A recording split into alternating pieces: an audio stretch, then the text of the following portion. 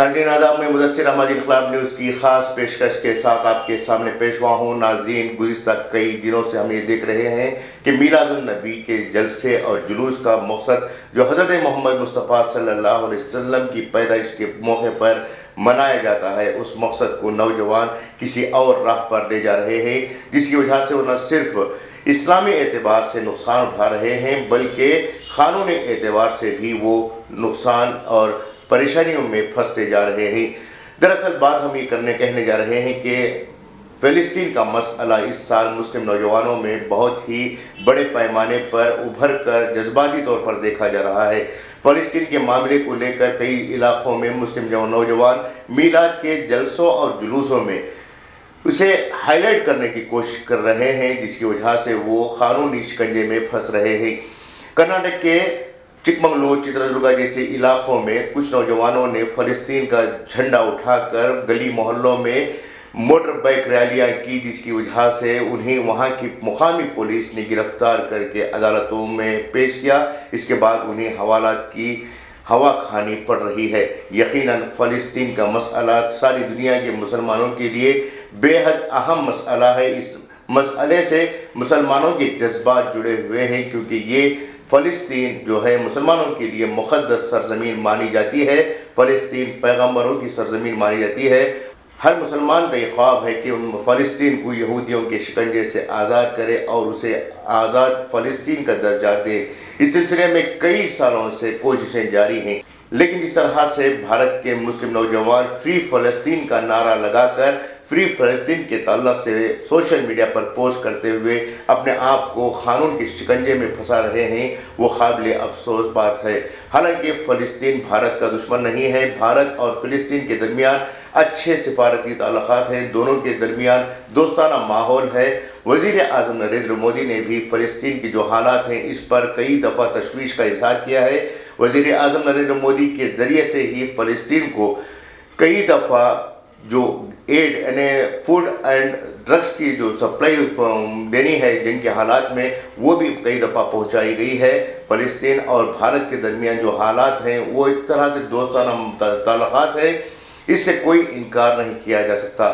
باوجود اس کے جو سنگ پریوار کے لوگ ہیں وہ فلسطین کو بھی اپنا دشمن سمجھتے ہیں، اور وہ سمجھتے ہیں کہ مسلمان فلسطین کو بھارت سے زیادہ محبت کرتے ہیں۔ فلسطین کی سرزمین کو وہ آزاد کرانے کے لیے فکر مند ہیں۔ یقیناً دنیا کا ہر مسلمان فلسطین کو آزاد فلسطین کے طور پر دیکھنا چاہتا ہے، لیکن بھارت میں جو سنگی ذہنیت ہے وہ اس بات کو ہرگز بھی برداشت نہیں کریں گے کہ جس طرح سے ہندوستان میں مسلمانوں پر ظلم و ستم ڈھایا جا رہا ہے، اسی طرح سے جو فلسطین میں یہودیوں کی جانب سے ظلم و ستم ڈھایا جا رہا ہے وہ برقرار رہے، کیونکہ سنگ پریوار اور یہودیوں کا دونوں کا ایک ہی ایجنڈا ہے۔ وہ کبھی بھی مسلمانوں کو امن و امان کے ساتھ، اطمینان کے ساتھ بیٹھنے کا موقع نہیں دیتے۔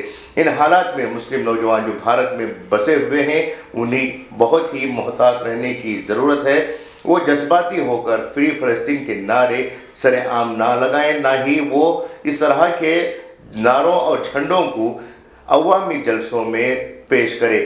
دوستوں، گزشتہ کئی سالوں سے میلاد النبی کے جو جلسے اور جلوس ہو رہے ہیں اس میں ایک تشویشناک بات یہ دیکھنے کو مل رہی ہے کہ مسلمان میلاد النبی صلی اللہ علیہ وسلم کا جو پیغام ہے، جو حضرت محمد مصطفیٰ صلی اللہ علیہ وسلم کی یوم پیدائش کے موقع پر ان کی تعلیمات کا جو پیغام دینا چاہیے تھا وہ پیغام کھلے طور پر نہیں دے رہے ہیں، بلکہ میلاد کے جلسے سے کچھ ایسی باتوں کو نئے سرے سے جوڑ رہے ہیں جو کبھی بھی میلاد اور ان مدعوں کو ملانے کے لیے قابل ہی نہیں ہیں۔ مثال کے طور پر کئی سالوں سے ہم یہ دیکھ رہے ہیں کہ میلاد کے جلسے میں ٹیپو سلطان دی سورڈ آف ٹیپو سلطان ایک نام کا ایک سیریل تھا، اس سیریل میں جو میوزک ڈائریکٹر نوشاد نے میوزک پیش کی تھی، اس میوزک کو جلوس کے موقع پر چلایا جاتا ہے، ڈی جے پر بجایا جاتا ہے، جس میوزک پر نوجوان تھرکتے ہوئے دکھائی دیتے ہیں۔ سراسر یہ میوزک اور میلاد دونوں اس کا کوئی تعلق نہیں ہے، اور خاص طور سے ٹیپو سلطان کے جو سیریل کی جو میوزک ہے اس کا جلوس سے کوئی تعلق نہیں ہے، لیکن نوجوان یہ سمجھنے سے قاصر ہیں اور پوری طرح سے اس میوزک کا استعمال کرتے ہوئے ڈی جے پر ناچتے ہوئے دکھائی دیتے ہیں۔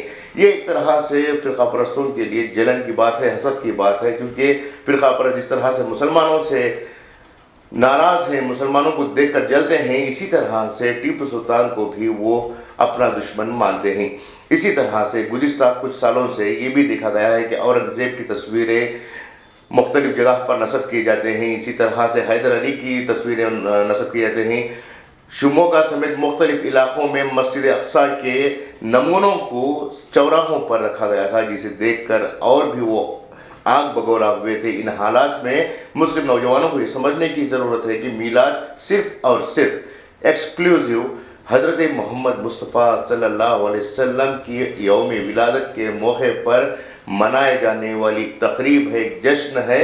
इसे खालिस हज़रत मोहम्मद मुस्तफ़ा सल्लल्लाहु अलैहि वसल्लम से जोड़कर ही अंजाम दें। इसके अलावा और दूसरे जो मामलात हैं, सियासी हो या फिर सकाफ़ती हो, उन्हें इस मामले में शामिल ना करें। हालांकि इस सिलसिले में जो कई दफ़ा उलमा इकराम की जानिब से हिदायतें जारी हुई हैं, मुस्लिम लीडरों की जानिब से हिदायतें जारी हुई हैं, बावजूद इसके मुस्लिम नौजवान जज्बाती होकर जोश में आकर इस तरह की हरकतें अंजाम देते ही जिसका खमियाजा उन्हें उठाना पड़ता है। मिसाल के तौर पर डीजे हल्डी और केजे हल्डी की बात कर ले, वहाँ पर भी हज़रत मोहम्मद मुस्तफ़ा सल्लल्लाहु अलैहि वसल्लम की तौहीन को लेकर जो फसाद हुआ था, उस फसाद में मुस्लिम नौजवानों की बड़े पैमाने पर गिरफ्तारियाँ हुई थी। तकरीबन 3 साल का अरसा गुजरने को आ रहा है, अब भी इन नौजवानों की रिहाई मुमकिन नहीं हुई है। इसी तरह से हुबली का मामला ले लें, वहाँ पर भी मुस्लिम नौजवानों की बड़ी तादाद UAPA के क़ानून के मुताबिक गिरफ्तार हुई थी। उनमें से भी कई नौजवान अब भी जेलों में बंद हैं।